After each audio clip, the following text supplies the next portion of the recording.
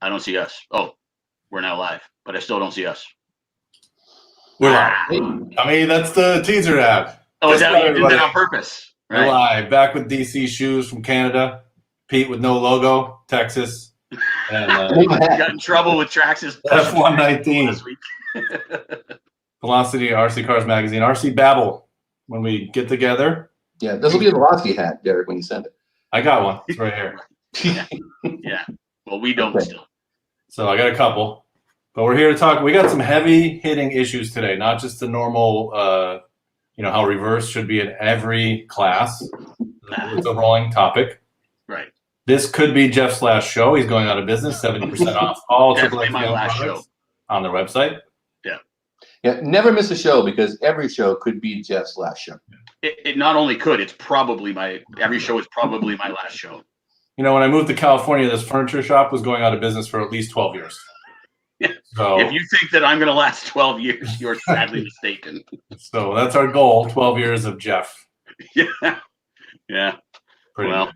Yeah, but I told Jeff, I said, Jeff, after a year, I want to make a supercut of you saying, it's been a half hour, I got to go. And his reply was, a year? So, yeah. He's not in it for the long haul. In all seriousness, Derek sent out a text. I think it was like 2 a.m. Like, you guys want to do a live show? And I was like, yeah, sure. I didn't know you meant weekly and forever. Right. One live show. Yeah. I thought we were going to do one. I thought we go, let's go talk about reverse. And then that's it. Yeah. Yeah. Everyone, the most successful podcast in the world, one episode. That's it. Yeah. I didn't know we were going for success. Right. Okay. Just a reminder, we do make a magazine. We don't just sit here in front of a computer at low res. So if you want to subscribe, hit the website up. It's right down here, backwards, whatever it is right here.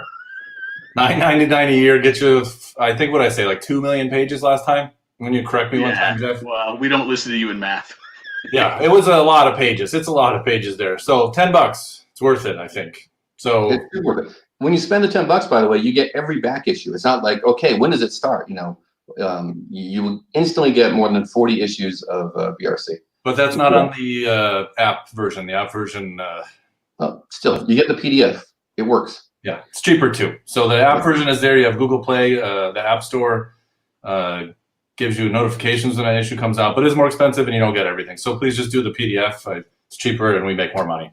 So that's the reality of it. I did the if you don't follow us yet on Instagram, Twitter, and Facebook, please do so. We're trying to have good content there. Nothing against new products, but we don't just do the latest product that came out that day because you probably already get that in your feed. We try to be a little more creative and have some fun and ask some probing questions. So we encourage you to like and follow and interact. Please comment. That's what we're doing it for. We appreciate you looking at it. I want to make a quick comment on the on some of the irony, off topic, but you reminded me of something there that all of us have been in print media, had been in print media for a very long time in one way or another. And a very common complaint always was there's too many ads. I hate the ads. There's too many ads. I hate flipping through ads all the time. And yet entire websites exist as press release websites, which That's are true. just ads for what is new and coming out and what it does. So I found that a little ironic in the new media age. That can you imagine buying a print magazine that was just ads? That's what many websites are. Yeah. Anyway, yes, good blurb, Pete, again. All right, we're going to jump from that. We're pretty cool, and we don't have as many ads in our magazine only because we don't have them, not because we don't want them. We're going right into the discussion of brackets versus parentheses versus air quotes. So I wish this brand, I'll do this slower, would make this product. And Peter, tell me what you got. I would really like it if Axial, or frankly anyone, any of the brands that are currently doing a trail truck, with a ladder frame and a solid axle, well, 2 solid axles, but at least one, would do a 50s style hot rod, like a T-bucket, 324 type of thing, because they've already got the basic parts that you would need for that. There's endless licensing and detailing opportunities, and it just doesn't really exist in RC. And I think it would be a lot of fun. A whole new genre too. Yeah, and you could drag race with that. And you could just super detail it and look at it and have a really cool model that goes. Back in the 60s, I think it was either Revell or AMT, but they used to make an 8-scale, true 8 scales. It wasn't as huge as you might think, but an 8-scale T-bucket kit that I think it was available motorized, and people have converted those to RC, but obviously you can't run that too hard. But that's something that just doesn't exist in RC, and I'd love to see any of the brands that currently have that type of technology do it. Even Tamiya, because they've got their own solid axle with the rock crawl related, but also the CC01 has a great looking axle that can be a nice little hot rod. So that's an opportunity, I think, for RC manufacturers. Hey, no, Different products. It worked. And you can have an exposed engine. You can have a licensed small block Chevy and Ford crate motors and stuff. Think of all the stuff you could do with that type of a platform. That was a huge product for Parma back in the day. That yes, the Hemi Coupe. That's right. Huge. Yeah, that's what it was. Hemi. Huge. I mean, for Parma, that was a big seller. Yeah, people. Were really I think their scale model engine came from those '60s kits I was talking about. I think where it was sourced. I wouldn't be surprised. I don't know that they made the mold themselves, right? So I'm sure they tore it up themselves. That was an existing. I would imagine you're right. Yeah. I got something because honestly, I think I'm not pooping on your idea, but I hate on-road cars because they're so limited in use. I think that's one of the reasons why you don't see some of that. Is that once you get them and realize they don't have traction in the front yard, blah, blah. That's not my point. Anyway, I got two things. So I'll use Team Associated first. I wish they would make a real monster truck and not one that they kind of just borrowed from something. So remember BFT or whatever they called it? MGT. They started off as whatever the ad was, BFT, right? That was their truck, the teaser, big effing truck. Did you mention the brand yet?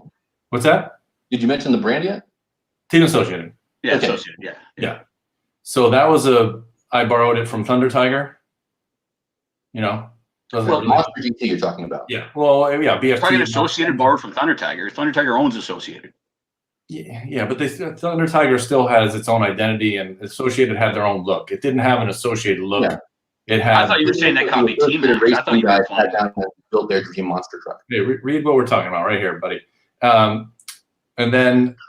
That doesn't make any sense. And their current truck, while it's I drove it when we're doing a test on the dragster, is also borrowed. It's not a true Associated. They don't really. I mean, they may have worked on it, but it's still not something that I would expect. And I think they can do a lot better if they put the time and effort into it. To be honest with you, to have a look and a feel of something equivalent to Team whatever Traxxas Max. X-Max, whatever middle, anything in that truck that looks like a Traxxas with a now composite tub chassis and all this stuff that's kind of being all around. So Losi, I would say the same thing.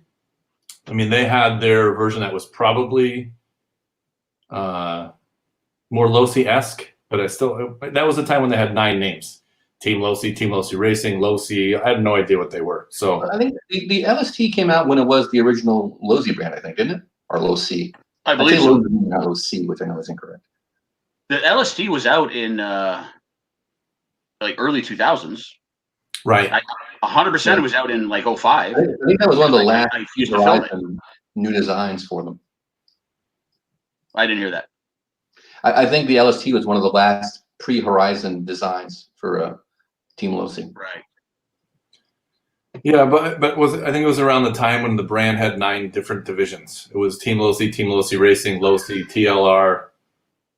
Right when I don't think so. I think I don't know the whole story, but my understanding is as Losi started to branch out into making more ready to runs and more play vehicles, they didn't want to taint the huge racing heritage that the name had. So they wanted to as I separate recall, it was Team Losi and Team Losi Sport for the ready to run stuff. I remember Gary Kai's talking about this and how you'd have a triple XT that they'd look identical, but the sport model had parts that weren't made at the same factory. And then you had when Horizon came over, they changed it to TOR for the hardcore race stuff, and then it was just Losi, no team, I think. Yeah. And no sport. But yeah, there was a transitional phase there where no one knew what was really going on and who was who, but at the customer level, if you're not deep in RC, you didn't notice or care. But yeah. Well, if you look at a Losi vehicle now, we actually joke about this all the time at the hobby shop I work at. If you look at a Losi vehicle now, it's got a really tiny Losi logo in the bottom corner, and it's got a huge Horizon. Yeah, they were trying to see. A lot of people look up like, oh, what about that Horizon brand? Well, yeah, it's Losi. It's owned by Horizon. It gets complicated, but the Losi logo is now very tiny on all their kit. All these brands are by Horizon Hobby. Yeah, no, of course.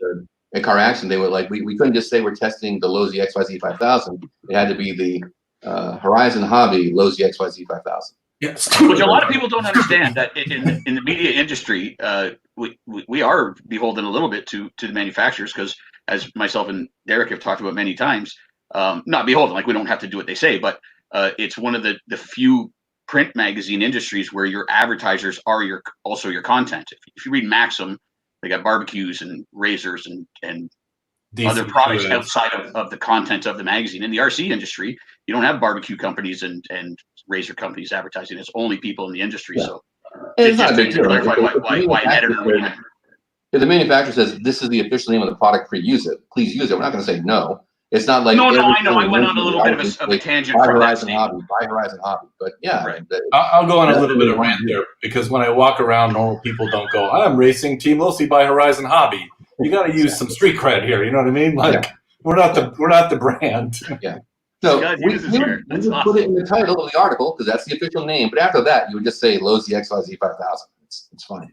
Right. But a little back of the scenes industry, when Horizon bought them out, and then they got into probably some sort of a legal battle, they were trying to eliminate Lowe's from the name whatsoever. And I think they realized that if they did that, I don't want to do that. Because they were trying to make Durango a brand, and they were trying to pump it to where. No, I get that end of it. But if you're going to buy a brand that has a huge name and a huge pedigree, you don't buy Ferrari and then take the tag off. Do you want me to give you a beer example that just happened? Well, sure. I don't know if it matters, but yeah. A brewery, Ballast Point out here, was bought for $1 billion. Right. And 6 months ago, they sold it for like $200 million and gone. And then in about 2 years. No, okay, right. So sometimes you buy things that break them. If you invest in a well-known brand, it would seem silly to then remove that well-known brand off of the packaging. Well, you got to remember, a lot of times these companies become accountants and brand managers, and they don't look at it as there's any heritage. They're just looking. I get that. It's happened in this industry huge. In the last many years, it's happened in this industry in a big way, where it's a lot more people that are not involved in the hobby running a lot. They have no idea. Yeah, so, well, no, they have an idea how to make money, and they know how to see if you should keep a SKU or not. But that doesn't always help the. This is a perfect segue. It's like we almost planned this shit right now. HPI. Speaking of brands that you wish they made something, what happened? I wish they just ship parts. And then for this one, let's come back a fourth time. For this one, let's go ahead and assume that funding is not an issue. You've got whatever money you need, but what do you do with the brand? I call it a different name. If you're at this point, it's difficult because people have lost so much trust, not in the quality of the brand, but just the availability of the products, that on your third and fourth round, it may not matter what you do. Some people may not even know. I mean, at this point, because like I said, I think HPI has kind of been out of RC for long enough to where their name is kind of, yeah. So back in the day, they were like the number 1, 2, 3 brand, huge. Giant. Yeah. And all of a sudden, they weren't. And all of a sudden, I'm sure there was a run up to it. Just to recap, I mean, for people who've been around like we have, they'll remember it. But for those who might be more new to RC, HPI had the RS4, which came out after Premier created the touring car scene. RS4, RS4 Pro, massive. Then they had the Nitro RS4, Nitro RS4 Mini, also huge hit. Traxxas came out with the T-Max, set the world on fire. They countered with the Savage, which was a big block. And this is a great example of how you do a competing product. They did it differently than Traxxas. They didn't make a T-Max clone. They made something that was unique and different. You had these guys who like Savage and like T-Max because they were different. It wasn't like it's the same thing. This one's cheaper. This one, the hobby store sells. Bodie, come here. Unique and different design. And the Savage was a huge one. They had the electric Savage, and then HPI 5B comes along, another big one. They totally take over fit scale. Oh, yeah. It used to be a weird European niche thing. You couldn't really get them, cost a fortune. Not that HPI made them cheap, but now it's more of a mass market. Go to any hobby store, you can find a fit scale. Huge. And all that kind of just went away. And I would say rather quickly, to be honest with you. I know we had a 2000. A lot of their successful vehicles were Nitro as well. So there could have been just some timing issues where when Nitro went away. And they had electric vehicles, but they didn't have electric vehicles that could compete with a lot of the other brands. But the other vehicles they had, though, again, that RS4 series was huge. They kind of blew it with the RS4 3. Well, on-road died at a similar time as Nitro Yeah. as well, so it's a double whammy for if you're. But they did have off-road products that were, competitively priced and not be, just a $400 and up, kind of dream vehicle. And they had the Micro RS4 series, and Micros, because as we talked about before, they don't have a micro price. Margins are huge on those things, and Micro RS4 was a big hit for them initially until the Mini T came out, and people It's were like, a fad that wears out quickly, I think. So it wasn't like HPI had nothing to do, had nothing available when Nitro kind of petered out. And certainly, even if they didn't, ideally they would have had such a war chest for R&D to do new brushless, and lipo powered high capacity electric. The Flux series and everything. But they just never really recovered. And it wasn't for lack of affection for the products. I think people were out there, but they. They also had a large dry up, or did people just not buy the vehicles? Well, okay, so their RTR line. If I'll give you some of my hobby shop experience. If you're about to sell, I forget what they're called, the Flux line or the brush version of their stadium truck or whatever. I'm not trying to pump up. I don't have a Traxxas hat on either. But one of the advantages of Traxxas with things like the Rustler and the Stampede is they've made slight alterations over the last 2 decades, but it's remained almost exactly the same vehicle for the last 2 decades. So parts are everywhere. I often say in the hobby shop, a Rustler is one of those unique vehicles like a Cloudbuster or an RC10 where you can build the entire vehicle from aftermarket parts without one Traxxas part, just to give you an indication of what the aftermarket following is. But a hobby shop can sell with confidence, and a consumer can buy with confidence something like a Rustler and know that they'll always be able to get a knuckle and a suspension arm. HPI didn't offer that same sort of security, not only because parts availability was an issue on so many different levels of distribution over the years, but they'd also change their vehicles. They design a vehicle and they'd have it for 2 or 3 or 4 years, and then they would change the line to a different design. And that's like, look, to me, it struggles in hobby shops because they change their vehicles so much. Hobby shops are afraid to carry the product because it's going to be obsolete, and then a bunch of new parts are coming out. HPI was in the middle of how Tamiya does it and how Traxxas does it, and I think that would hurt them. There's confidence in buying vehicles that are stable and parts supply that is stable. I think that's a big HPI never had part support. No, that's not true. But in the early time, with the early time, that was the complaint of every hobby shop I've ever been to. They released. There was a time where we never had issues, and we sold tons. Canada, you only sell 2. Listen. Let's circle back around though. Let's assume you've got all the funding, you've paid off all the bills, you've got a war chest of money, so that you can assure dealers that you'll have plenty of fill for the parts. What do you do now with HPI? What do you come back with? The Venture's already designed. I'd say keep that Toyota FJ, get a different body because no one wants an FJ, I don't think. No, they still hold their value, so people want that crap too, yeah. That works. Get that thing out there, but then what else? Because I don't think you can just have a trail truck. They had a trail truck. No, you can't just have a trail truck. Oh, no. I to be honest with you, I think you still have to have a monster truck, and they had a good base for one. I mean, if you resurrect the Savage, there's some old people that probably still have one. A guy at work was saying, he's like, I have a Savage Flux. And I was like, well, good luck getting parts, So you need a monster truck. You need maybe some sort of, I know stadium trucks have kind of died off, but I think that's still a strong thing. You do the bigger UDR, like Desert Runner thing. Do you argue that you get back into racing? I mean, because that Hot Bodies, we forget that Hot Bodies was the race side of HPI for a while. Do they get back into racing? Does that brand even matter anymore? I know somebody's racing something. There's an A-scale car. I mean, when they won the Worlds with Hara, with the $250 kit, granted you needed $400 in aftermarket parts. At least the kit was $250. Still cheaper than a stock Mugen or Kyosho. Didn't they win A-scale Worlds too as HP? Oh wait. Yeah. What? They won the Worlds. It was $300 car or something like that. Yeah, it was literally a $250 retail car with a bunch of hot pops. pops. More recently, like since 2013, with an HB Racing did.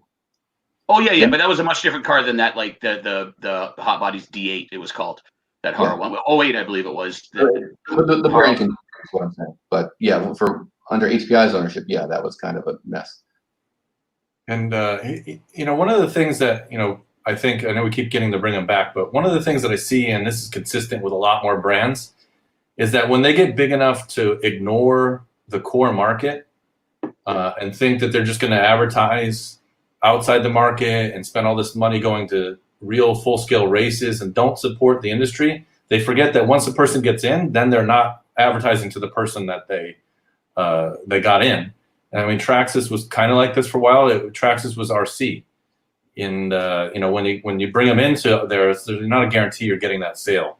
HPI, Yokomo, Traxxas, not as much. They didn't do it as hardcore. They still supported the actual community, but they forgot about regular people in the community to me for a while. But Yokomo was the first to do it when they told me from being in media is, we're not advertising in RC cars anymore. We're just going to support the drift scene.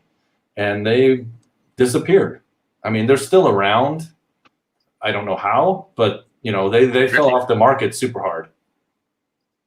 And HPI followed that. So, but coming back, I mean, now you just got to probably not just spend millions of dollars on marketing to drift companies. And, HPI did the Ken Block thing, which I don't know if that translated to anything. You know what I mean? There's stories about that situation. I'm not going to say. What's the story? I've never heard any of them. No, I shouldn't even have brought that up. I don't know that everyone got paid in those deals. Yeah, I don't think Celebrity sells RC cars. And for Traxxas, I mean, Traxxas did the industry a huge favor with all the huge, mass market motorsports outreach they did, because of course, for someone to purchase that Traxxas, they have to go into a hobby store where they're also going to see Team Associated and HPI and everybody. And you're going to know soon enough, anyways. Yeah, right. Yeah. And Traxxas never left. They always were advertising in car action. They didn't leave that already entrenched enthusiast market behind. We know they didn't do racing stuff, but they didn't just say, you know what, the core guy we're done with. They definitely wanted to make sure those people were aware of the new products. But that big mass market push, I mean, that would help the industry a lot, without a doubt. I mean, you're watching NHRA on network television. I was sitting in the what do you call it? Torchy's Tacos, they get the big screen TV on. There's a Traxxas ad on an NHRA event. I mean, and these people, they've never seen a hobby quality RC in their lives. Most of them, I'll bet, in that restaurant. That's happening all over the country for millions of viewers. Fantastic for the industry. So I'll say what you shouldn't say, but I think HPI can just go away. Are we still talking about HPI? I don't know. I mean, you don't need them. The industry is filled with lots of great manufacturers making lots of great things. HPI had their place. Oh, for sure. They've lost credibility. I think it would take a lot to get their parts supply credibility back, and no one would ever know if it would fail again. And with Arma and Traxxas and Associated and Losi and Viterra, I don't know, whatever, you can go on and on. There's so many options and so many great vehicles. I again, maybe controversial, but I don't think we need HPI anymore. I don't know if I would say that. I mean, is it going to be, you're going to just have somewhat Chinese brands kind of renaming themselves? HPI at least develops stuff. The company that bought them now is that Maverick or whatever. It looks like they're Red Cat. The company that bought HPI now is like a knockoff. Yeah, I don't know. I'm guessing that they bought the HPI. I know nothing of this, but I'm guessing that this sort of Chinese knockoff company bought a huge brand so that they have a marketing tool to start getting some of their less known stuff out into the market. Maybe, I don't know. I have no idea. But my understanding is Maverick is one of those knockoff type manufacturers, and that's the guys that bought HPI apparently. I don't even know who owns them. Like I said, I have no authority on anything I just said either. So this is just a battle. He stayed on a holiday and he took a shower. He's a doctor. That was their ad. Tell me. Oh. So I don't get all your ad references that you make. Oh, I'm sorry, it's Canadian. I also am a cord cutter. I don't have cable TV. Like I don't have regular TV. But yeah, you make a lot of ad references. Commercial was from like 20 years ago. You had TV. Jesus. Oh, well, okay. I didn't know it was from 20 years ago. I still don't know the stupid commercial. Anyways, yeah. Joseph's piping in to say that all the companies jumped on the new model version every year, which sucks for poor people like me and racers. Even bashers now think they I think X-Ray started that, putting years on cars. That wasn't a thing. We ran a TC3 for 5 years, if I remember correctly. It was awesome. You still bought a new shock tower every year or whatever they figured out on the team. Yeah, you don't have to actually buy the new car, especially if the only reason you're losing is because someone else got the new one. No, from that sense, yeah, but you do have to buy the new car, because when they make new cars now, they often don't make running changes where you can just go buy $50 in parts and have the new car. They'll change something like the chassis or something major where for you to upgrade is near impossible or not Oh, cost that was actually Associated always came out with the upgrade. Not always. Yeah. The No, I B6 get to the that, B61, the even B6 if could not be upgraded to the B61 without a whole new transmission and a new chassis. It wasn't worth it. So yeah, Associated has done very well over the years of allowing running changes so that you can keep your upgrades to the 0.1 and 0.2, but not always. And I again, I'm not blaming X-Ray, but we've been doing this for 30 years. There never used to be years on cars like the real auto industry. You used to have a 2019 RC car. Right. Well, I'm actually for that. I mean, you're just rebranding it. If they innovated better where you can make running changes yourself, when they force you to buy a new chassis, outside of Pete's point that it doesn't make a difference to most people anyways, and I agree with that point. But if you want the newest stuff, they make it so you often have to buy a whole new kit for $600 or $700 rather than $100 in parts to give you the new geometry. But even if the XYZ 4000 doesn't share a single part with the XYZ 3000, you can still run that 3000 unless they stop making parts for it. I already spoke to that. But some people, listen, I did an article in Velocity probably close to 8 months or 10 months ago where I compared a 5-year iteration change of a chassis. And to someone who is somewhat highly skilled at a local level, there is a difference between the XYZ 3000 and the XYZ 4000, at least after a few generations. So I concede your point. Most people don't need to go to the XYZ 4000 at all. If you're not running a perfect 5-minute qualifier, you don't need XYZ 4000. But the cars are getting better every year. So if you do want the new car, these manufacturers don't clarify you're racing on carpet. So no, it doesn't matter. It doesn't, whatever class you're talking about. Because you went from a dirt car to a carpet car. There's a learning curve. It's all the same. An 8-scale buggy on the dirt, the new iteration is better as well. When these manufacturers release stuff, it generally is better. And if you have the skills to notice it being better, then you'll do better with it. Most people don't. I'm not arguing that point. Most people do not.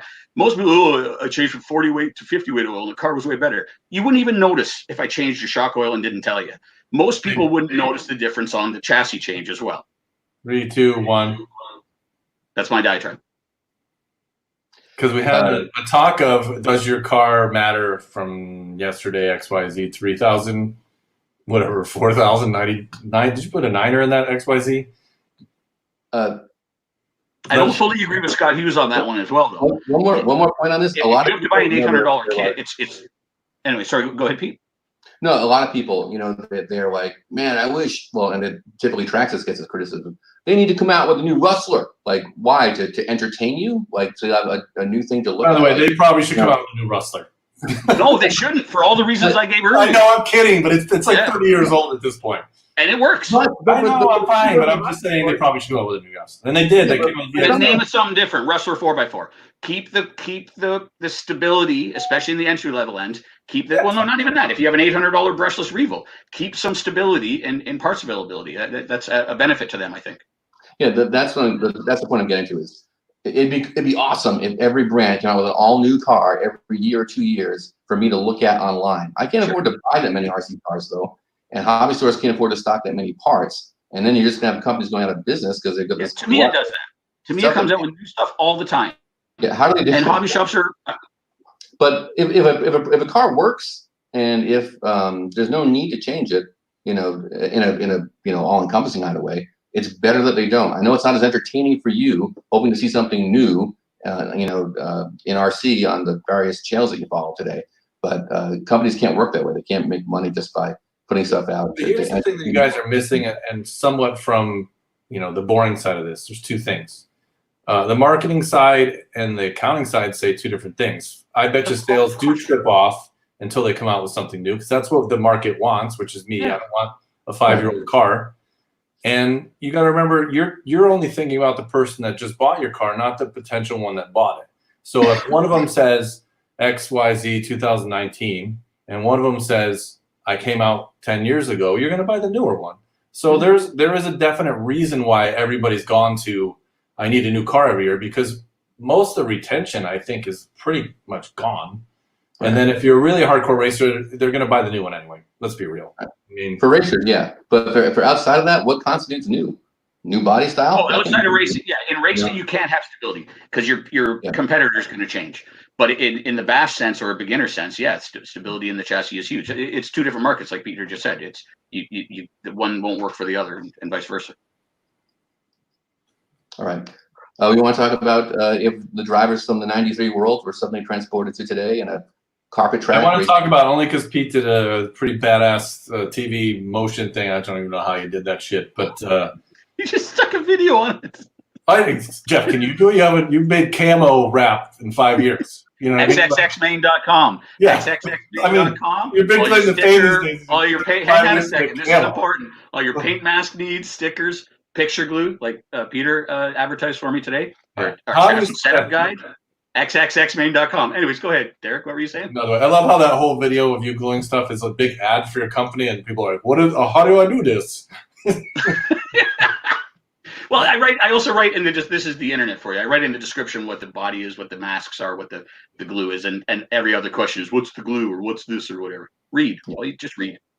So if everybody that doesn't know can go watch a video, I'm sure Pete linked a description to the video of back in the day when we used to race with big, giant, spiky tires, and the cars, they were still fast, but definitely not as fast as they are today. If those drivers were transported, and let's take it to sports, thinking about basketball players in 1970, would they be able to compete with the modern athlete that's been trained and honed in on skills? That's not a good analogy, though. That's because yes, it is 100% a good analogy. Okay, I don't think so, but okay, that's fine. Okay. My answer is no. I don't think that anybody and I know everybody loves Masami. You know, we love him. I don't think, and it's been proven he couldn't win anymore. And it's not because he was old. Yes, it was because he was old. It wasn't an era thing. He had. Well, that makes a big difference, but I don't think any of the drivers from back then would be able to compete if you just plopped them in. If they grew up in this market, maybe. But if you're saying the skill of what it took back then and the skill of now are two different games. And it's the sports analogy is 100% to me. It's not just, you know, is it just the car or is it the driver? It's just different now. It's faster. It's just crazier. I think there was a much wider swath of talent ability that you could have and still be competitive, even at the high level back then, because there's so much. You know, you look at that video, but like there's cars flipping over, there's bumps, and the track is, you know, getting goofed up. That's the car, though. That's the car and the track, not the driver. So I think if you transport those guys, like you snap your fingers and suddenly, you know, Mark Pavidis and Matt Francis and Masami, you know. Well, you're not even going that far. Mark's still racist. Yeah, Masami, Cliff Ladd, you know. I think the best guys then probably had the same amount of raw talent as today's guys, but if you instantly transported them, their heads would explode. They could not. And that's a play on words. Then that's just a if. Right. Okay. Yeah. So you two think that they would not be competitive now? No, I think the best could be. I think there are guys who were top 10 drivers in '93 who today wouldn't be top 100 drivers. So your two positions, I disagree with both of you. I think that if you were to instantly transport them, they wouldn't be used to the smooth tracks and the huge amounts of grip and the insane power of brushless and lipo. But assuming that they were racers in this era, I think they would do just fine. It's the hobby that's changed, not the drivers. There is a component where maybe the drivers are started out earlier and have a more aggressive program to get good, and maybe some of the older guys didn't have that. But when it came to raw skill, I don't think the drivers have gotten faster. I think A, the cars have gotten much better and faster, and B, the hobby's changed. And let me give you a quick example. When I would race oval in the 90s, I would go and maybe get 1 or 2, maybe 3 practice sessions in at maybe 4 or 5 minutes max each. So at most 12 to 15 minutes of track time in practice. I'd run my 3 qualifiers and my main. I might go home with 25 or 30 minutes total track time. Well, in the most recent racing I was doing in the, Derek loves this, the carpet off-road, I would run a practice session for 15 minutes. Yeah, that's fine. I'd run a practice session for 15 minutes, come back in the pits, put a fan on my motor, rotate my tires, put another lipo in, and within 5 minutes, assuming the track was available, be back out in the track. I could get easily an hour and a half to 2 hours of track time in practice before the racing even started Then I got my 3 qualifiers in a main and warm-ups, another 25 minutes. I could get easily 2 or 2.5 hours of track time. Back in the day, Masami and Clifflet and the boys did not get that. That wasn't possible. Yeah, but you practice for 4 minutes on your SCE batteries, and then you come back and you cut the comm, or you have to the cars didn't work as well, so you had to wrench on the cars all the time. You had to unsolder your battery. It was a different type of racing than that limited track time. Not even, and I haven't even gotten into the fact that the cars just work better now. You had to work really hard to make your car good back in the day, so you spent a lot of times in the pits and setting up, less on the track. Now, even a crappy car does well. When my car wasn't good, it was still good. Just when I got it really good, it was really good. So you spend less time tuning and wrenching and cutting comms and soldering batteries and matching cells and all this other crap, and you just drive. So if Masami had done that, then I think his skill set, any of those guys in that era, would match what the guys are doing now. I'd be silly to say that they'd be just as fast, but I think they'd be right there. Masami only drove 12 minutes a day. Say that again? I think Masami only drove 12 minutes a day. You can make up an arbitrary number all you want, and that's fine. 14. But whatever that number is, 18. whatever the number of time, whatever the amount of time he had on the track in the brushed motor and sub-C cell days, where the cars didn't nearly work as well, and they were not smooth tracks where the cars were, whatever amount of track time you got then, we get infinitely more now. No matter what, you can pull an arbitrary number. You think Masami only got 12 minutes? You think Masami only got 30 minutes? You think Masami only got 80 minutes? Whatever that number is, now it's way more.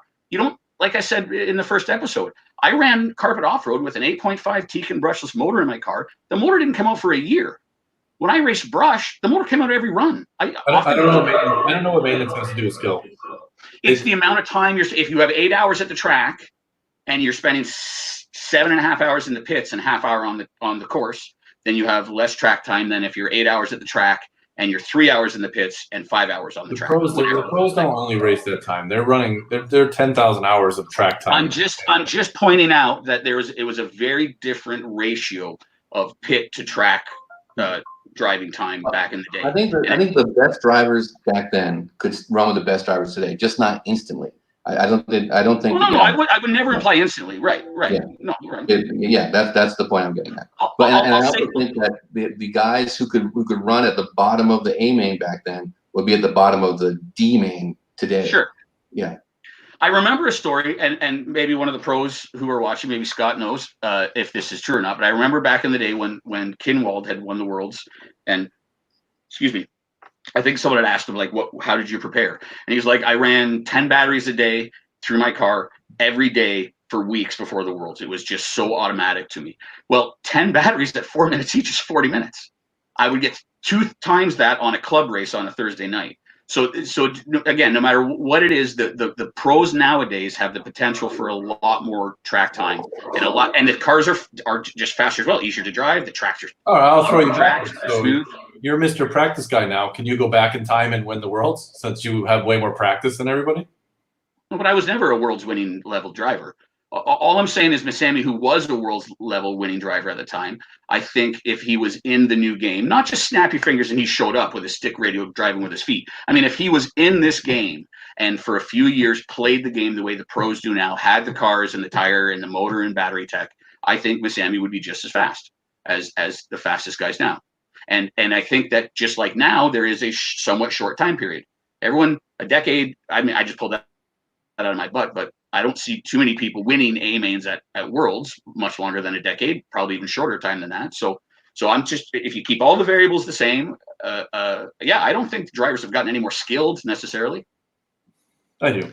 Here's a question for you, Dan. The game's changed. The game has changed, yeah. If our Worlds for electric, 2-wheel drive and 4-wheel drive, do they run? Is it still triple A mains? Is that how they do it? Yes. All right. Do you think that with LiPo technology today, they should just have one long final event, or is? No. Well, let me just finish the thought, but I know where you are now. Sure. Because for me, I think sometimes RC racing spends a little too much time worrying about making sure the absolute best guy wins, and we're going to run everything 3 times, and we're going to do all this stuff. And nowhere else in racing does that happen except for. No, you're right. JQ, his series has a heads-up start where where it's a stupid start, where you have no choice whether you're going to crash or not, but it's made for the viewer. And you're right. The rules that IFMAR and Roar have are made to make the racing to crown the fastest guy there as the winner, and not for necessarily the run times too. Where gee guys, 4 minutes is going to determine the world championship. Let's do it 3 times. But now you can have a 20-minute main or a half hour or longer, right?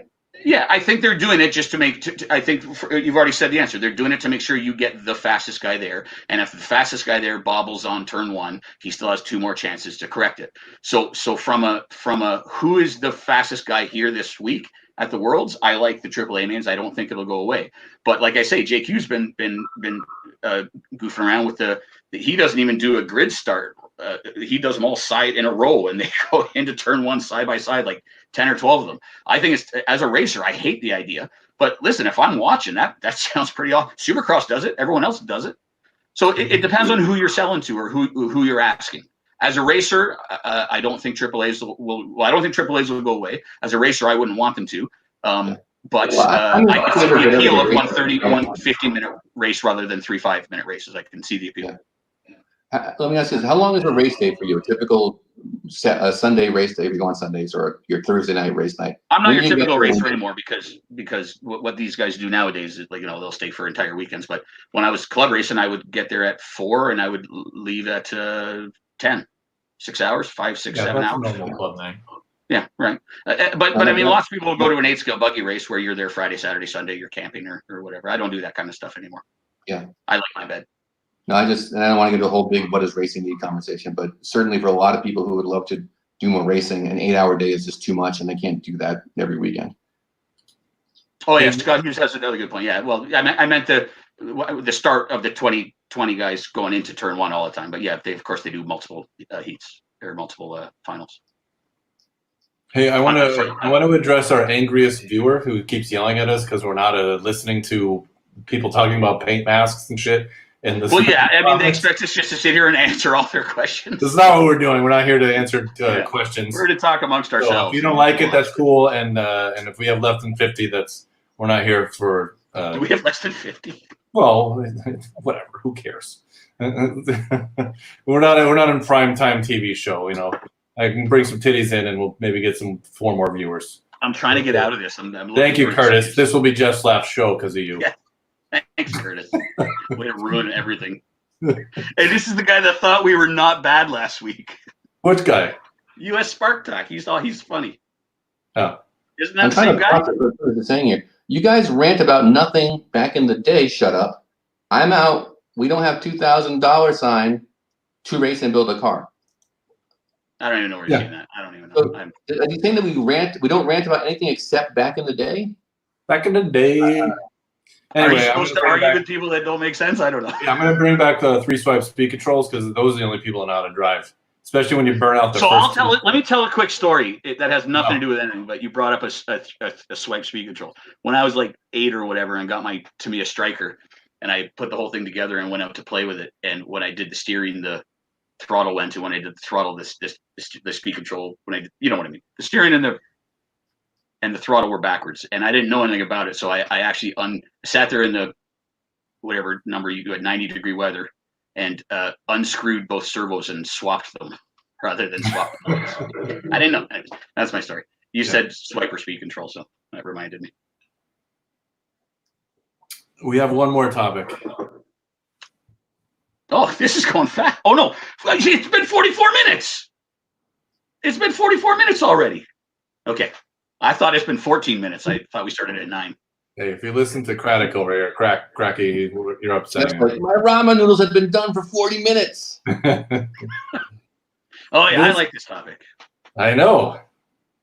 I can sum it up with smart chargers are just the extra plug, a wire built into the plug, but convince me No, that's not what it is. That's not what a smart charger is. Convince me that smart chargers are smart. I don't understand. No, the smart chargers, when Traxxas when Spectrum made the smart charger, they might have done it for a different reason. But when Traxxas did it, they did it for one single reason. If you want to burn your house down, you charge a LiPo battery on nickel metal hydride mode. And Traxxas is a beginner company. So if you want to make sure that your kids and your friends and your people that are buying your Traxxas car don't burn their house down, you make an ID plug. So it is a good idea for that segment. to not burn your house down is a benefit. And for me, like, I'm just more impressed that Scott even showed up. And by the way, he got all his beard ideas from me. I know what every function does on a Pro Charger. I can set everything. You know, I can do all that stuff. I don't care to. I like to just plug in the battery and the charger knows what's up, and I hit the start button, and that's it. Or I hit the store button, and it will either discharge it or charge it, and I don't worry about it because that's just not a fun part of the hobby for me. And you can override it if you want to as well. Can you not? You can override it, can you not? What? The smart. Everybody's over. Being smart is often overridden. Yes. No, you can. The Traxxas one, you can tell it that you want to do whatever you want. If you get the live one, it does Bluetooth to your phone, and that's fine. But what I'm saying is, 99.9% of the time when I charge a battery, I just want the battery to get charged. Yes. I plug it in. Right. I don't select a cell. I don't select a chemistry. Nothing. I just press the button and it charges. Or even better is the storage charging function where I'm going to put the battery away for a while. I don't know if I need to charge it, discharge it, balance it. Just press the button, hit store, press the button, and now it's going to be storage charged when it's done. Here's a smart charger to me wrapped up in one single quote. Let's just use the same effing plug. Can we do that? That's the smartest thing for me. But it'll never happen. I know, but that's why I prefer Traxxas plug because they came out with it, and I like I don't have to worry about do I have the right plug and is it going to work with the charger? I have the adapter for balancing that has 92 balance plugs on it, and I only use 2. So I mean, I don't understand, but I like the idea of one simple plug with the balance plug. Is that smart? The answer to me is no, because when LiPos first came out, we had all these chargers that picked the voltage for you. Those are the ones that burnt down everything because then they picked the wrong one. So I guess maybe they're smart now is that they don't burn down the house, right? Yeah, there you go. One plug. Was it RC? I don't want RC Masked Master to think that we were mad at him when we did our diatribe about we don't want to hear what you're saying. We glance at your. I will answer your paint mask questions when I'm done. But in what's supposed to be a 30-minute show and turns into a 40 or 50-minute show, we don't have time. You happily interact with Masked Master at the XXX main Facebook page? Oh, sorry, I didn't hear that, but I wanted to hear that because it sounded funny. What's that? Is it safe to say that you would happily interact with Masked Master at the XXX main Facebook page? No, Jeff. I would have a beer with Masked Master. He's got an awesome name. I would party with Masked Master.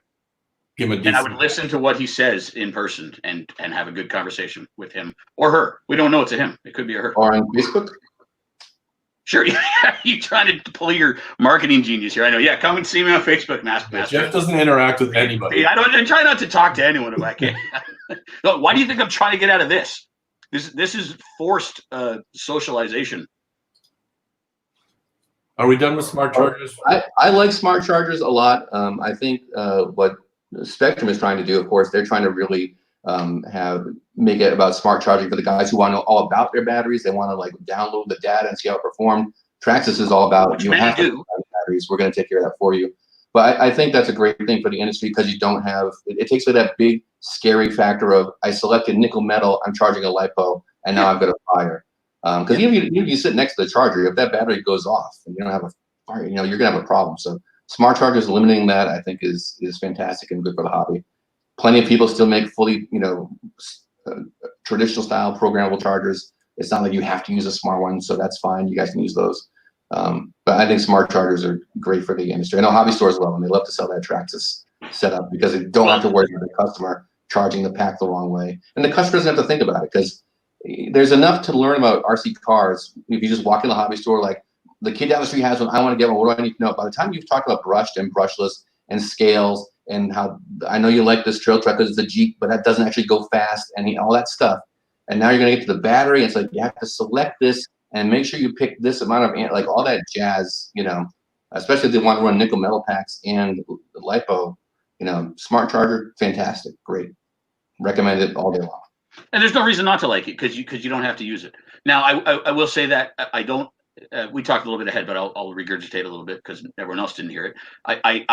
I am more of a fan with how Spectrum did the smart technology than how Traxxas did it. And I understand why there's a difference. Traxxas did it for a very specific reason. Young entry-level people not burn down the house. Spectrum did it for a much broader reason. But with Traxxas, you're forced to buy their charger, you're forced to buy their battery. or you'll have to cut your connector off of your speed control and then lose your warranty on that. So they have developed they've developed a monopoly, or at least somewhat of a monopoly there, which means they can mess around with prices. So that's one problem with the smart charging technology is you can be trapped in, just like if you buy an Apple product, you have to buy all their stuff.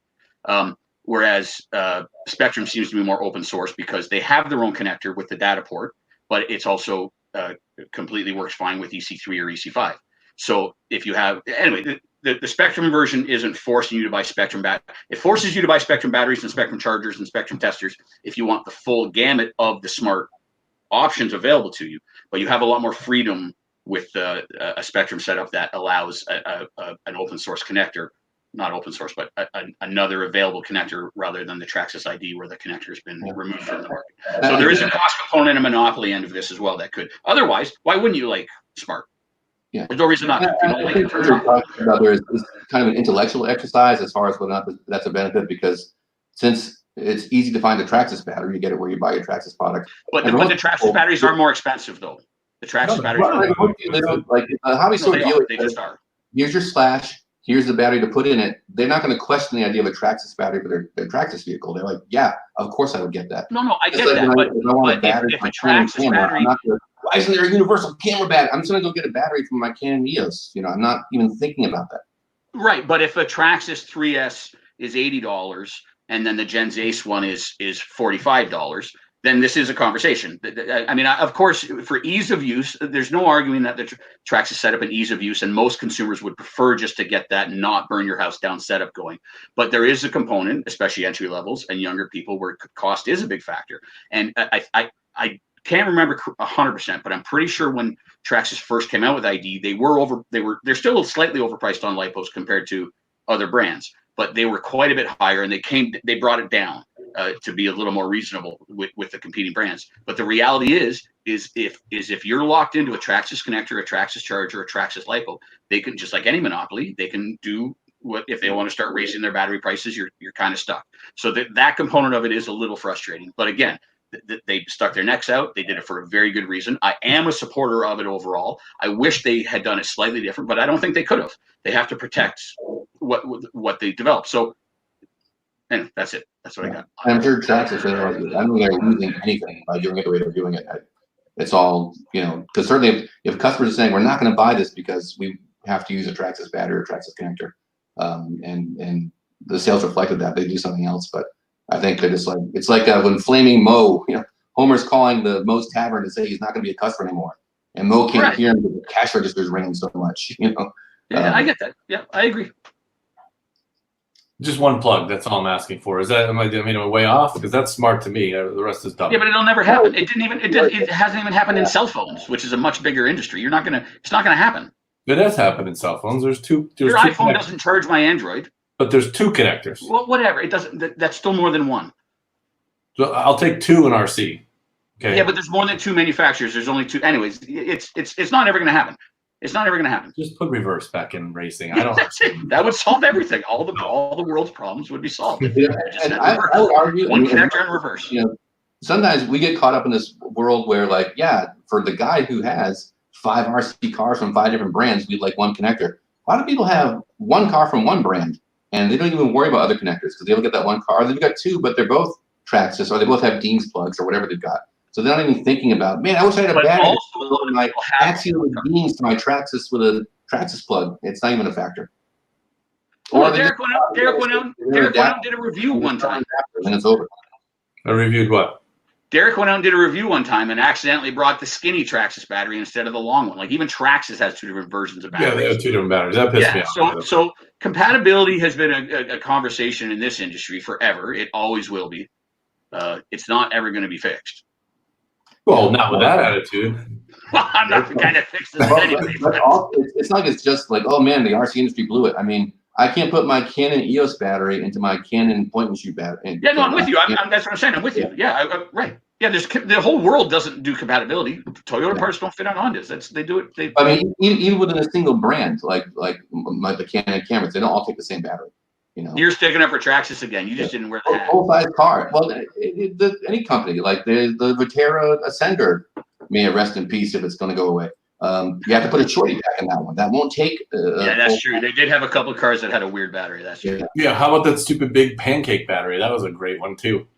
You mean the racer one, like the fat shorty? The big super fat one that only works with two cars. Yeah. Well, I mean, the industry, I guess, does settle eventually on some form of consistency in that sense, because in race cars we mostly exclusively use shorties now. So I guess it's something but then again, now we got 4 mil bullets and 5 mil. I mean, listen, it's a moving target always. It always will be. Let's talk about things that you can easily blow $10 on that are meaningless. No, let's not talk about that. No, that's seriously. How much a burrito last you? What do you get when you go to Chipotle and you drop $10? You get a burrito and a drink.